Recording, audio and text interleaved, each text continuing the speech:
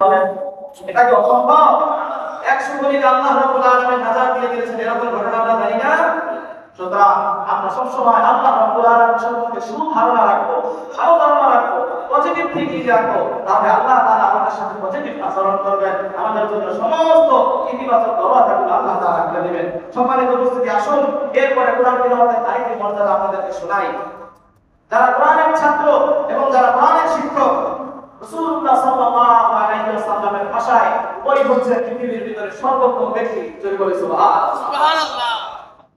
তিরমিজি শরীফের 2909 নম্বর হাদিস, قال رسول الله صلى الله عليه وسلم خيركم من تعلم القرآن وعلمه। আল্লাহ হাবিব সাল্লাল্লাহু আলাইহি ওয়াসাল্লাম বলেন, তোমাদের মধ্যে সর্বোত্তম ওই ব্যক্তি যে ব্যক্তি নিজে কোরআন শিক্ষা করে এবং অপরকে শিক্ষা দেয়। আমাদের দেশের নুরানি মাদ্রাসার ছাত্র, ইসলাম আনাজার বিভাগের ছাত্ররাও এই হাদিস পায়, ওদের মুখে মুখস্থ থাকে।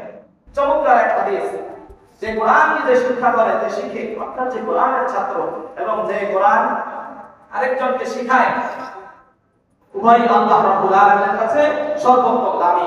আমরা দামি মানুষ মনে করি কি, যে বেশি ক্ষমতাধর, যে বেশি টাকা পয়সাওয়ালা, যে বেশি শক্তিওয়ালা, এটা দুনিয়ার মানুষের একটি আইডিয়া, দুনিয়ার মানুষের দৃষ্টিভঙ্গি। কিন্তু আল্লাহ রাব্বুল আলামিনের দৃষ্টিভঙ্গি, রাসূলুল্লাহ সাল্লাল্লাহু আলাইহি ওয়াসাল্লামের দৃষ্টিভঙ্গি কি, এ বিষয়ে আমাদের জানতে হবে।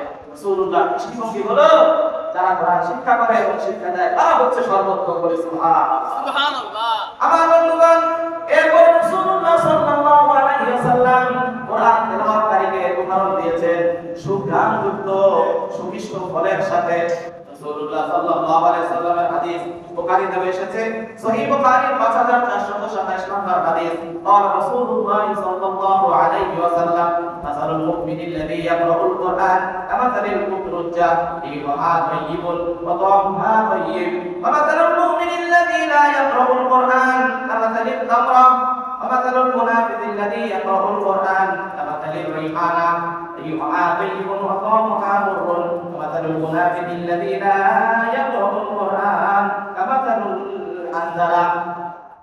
আল্লাহ নবী সাল্লাল্লাহু আলাইহি ওয়াসাল্লাম বলেন, ও সাহাবীরা, ও আমার উম্মতরা, শুনে রাখো, কোরআন তেলাওয়াত মানুষকে কেমনে দামি বানায়, মানুষের গুণগত মানকে কিভাবে পরিবর্তন করে তোমরা কি জানো? মাসালুল মুমিনিল্লাযী ইয়াকরাউল কোরআন, যে মুমিন ব্যক্তি কোরআন কারীম তেলাওয়াত করে তার উদাহরণ হচ্ছে কামাথালিল উতরুজ্জা, উতরুজ্জা ফলের মতো। এটা আরবের একটি ফল, ফলটি কিছুটা দেখতে আমাদের দেশে মালটা বা কমলা এই জাতীয় হলেও এটা মালটা কিংবা কমলা না, এটা লেবুর মতো না, কিন্তু এই কোয়ালিটির এই ফলটা স্বাদ অত্যন্ত সুন্দর এবং ঘ্রাণ অত্যন্ত সুন্দর।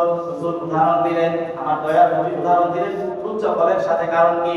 মুমিন ব্যক্তি নিজের ভিতরে ঈমানের নূর থাকার কারণে, ইশকে রাসূলের নূর থাকার কারণে, হুব্বে রাসূল, হুব্বে ইলাহির নূর থাকার কারণে তার স্বাদ এমনিতেই সুমিষ্ট, তার ভিতরটা এমনিতেই নূরানি, তার কলব নূরানি, রূহ নূরানি। ফিল মুফিয়া খানাম আবাদাস থাকবা, মানুষের শরীরে 10টা লতিফা রয়েছে, সব যখন নূরানি হয়ে যায়, একজন মানুষ বলিতে পরিণত হয়ে যায়। সেই ব্যক্তি পরিপূর্ণ মুমিন হয়, সেই ব্যক্তি পরিপূর্ণ ওলি হয়, সেই ব্যক্তি পরিপূর্ণ ওলি হয়, সেই ব্যক্তি পরিপূর্ণ মুমিন হয়। আমার বন্ধুগণ, একজন ব্যক্তি পরিপূর্ণ ঈমানদার হওয়ার কারণে তার ভিতরটা নূরানি হয়ে যায়, ভিতরটা দামি হয়ে যায়। এর সঙ্গে সঙ্গে যখন সে কোরআনুল কারীম তেলাওয়াত করে, কোরআনুল কারীম তেলাওয়াত করার সঙ্গে সঙ্গে তার ভিতরের নূরটার ভিতরে চাপা থাকে না, ভিতরের নূরটার ভিতরে আটকা থাকে না, চতুর্দিকে বাতির মতো প্রকাশিত হয়ে যায়। সুবহানাল্লাহ।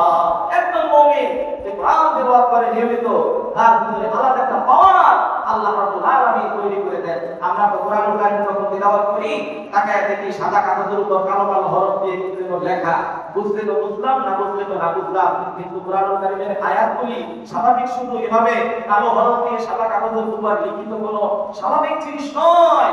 এক আয়াতের ভিতরে আল্লাহ রাব্বুল আলামিন কোটি কোটি রহস্য রেখে দিয়েছেন। যারা দুনিয়ার জাগতিক চোখ দ্বারা এই কোরআন পড়ে, কোরআনের মানা মতলব বুঝে, তর্জমা করে, অর্থ করে, তাফসীর করে, তারা একটা আয়াতের ভিতরে হাজার বিষয়ের সমাধান খুঁজে পায়। আমি জাগতিক কথা বলছি, তারা বড় আলেম হয়, কোরআন গবেষক হয়, বড় মুফাসসির হয়, এটা হচ্ছে তাদের বিষয়। কিন্তু একজন আলেম একাধারে যখন একজন কাশফদারি ইলমে মুকাশাফাওয়ালা ওলি হয়, যার হাতের চক্ষুগুলি খুলে যায়, যিনি আল্লাহ রাব্বুল আলামিনের মাহবুব হয়ে যান, অদৃশ্য জগৎ তিনি দেখতে পান। এইরকম শক্তি সম্পন্ন উন্নত একজন ওলি যখন কোরআনুল কারীম পড়ছেন আর কোরআনুল কারীমের আয়াত তেলাওয়াত করেন, তিনি প্রতিটি আয়াতের ভিতরে লক্ষ লক্ষ কোটি কোটি নূর দেখতে পান, অজস্র অগণিত অসংখ্য রহস্য তিনি দেখতে পান। একটি আয়াত যখন তিনি মুরাকাবা করেন তখন আয়াতের ভিতরে আল্লাহ রাব্বুল আলামিনের গায়বী জগতের অনেক রহস্য তার সামনে উন্মোচিত হয়ে যায়। সুবহানাল্লাহ।